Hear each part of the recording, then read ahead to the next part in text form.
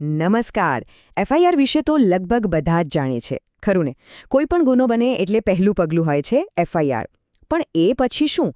Police તપાસ પછી એક એવો કાગળ તૈયાર થાય છે જે આખા કેસનું પાસું પલટી શકે છે, અને એ છે ચાર્જશીટ.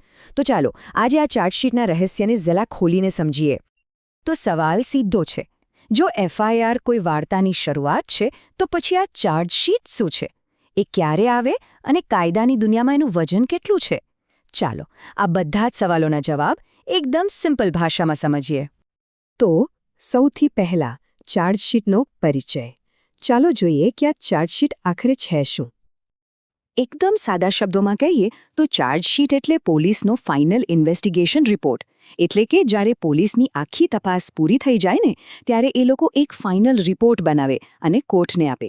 બસ એ જ છે ચાર્જશીટ, આખા ઇન્વેસ્ટિગેશનનો નિચોડ એમ સમજો. હવે સૌથી રસપ્રદ વાત કે આ ચાર્જશીટમાં હોય છે શું?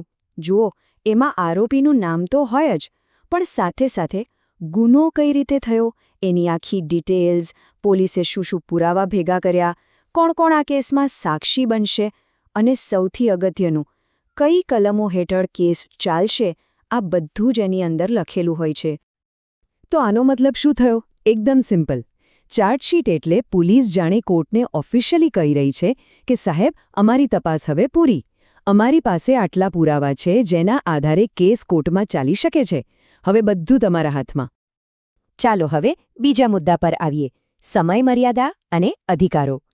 તો શું પોલીસ ગમે તેટલો ટાઈમ લઈ શકે ઇન્વેસ્ટિગેશન માટે? ના, બિલકુલ નહીં. કાયદામાં આના માટે પણ પાક્કો નિયમ છે. જુઓ, કાયદો શું કહે છે? જો ગુનો સામાન્ય કેટેગરીનો હોય તો 60 દિવસ, અને જો કોઈ ગંભીર ગુનો હોય તો 90 દિવસ. આટલા સમયમાં તો પોલીસે ચાર્જશીટ કોર્ટમાં જમા કરાવવી જ પડે. અને આ નિયમ બહુ જ જરૂરી છે, કેમ કે કોઈપણ વ્યક્તિને ટ્રાયલ વગર લાંબા સમય સુધી જેલમાં ના રાખી શકાય. અને આ ટાઈમ લિમિટનું મહત્વ શું છે એ અહીં બરાબર સમજાવ્યું છે. જો ચાર્જશીટ ટાઈમસર ફાઇલ થઈ ગઈ તો કેસ આગળ વધશે. પણ જો પોલીસ એ 60 કે 90 દિવસની ડેડલાઇન ચૂકી જાય તો આરોપીને એક ખાસ અધિકાર મળે છે, જેને કહેવાય છે ડિફોલ્ટ બેલ. મતલબ કે એને જામીન મળી શકે છે. અને આ કોઈ નાની વાત નથી. વ્યક્તિગત સ્વતંત્રતા માટે આ બહુ જ મોટો અને અગત્યનો કાયદો છે. ઓકે, હવે આગળ વધીએ ત્રીજા સેક્શન તરફ, કોર્ટમાં કેસની સફર. ચાર્જશીટ તો ફાઇલ થઈ ગઈ, હવે શું?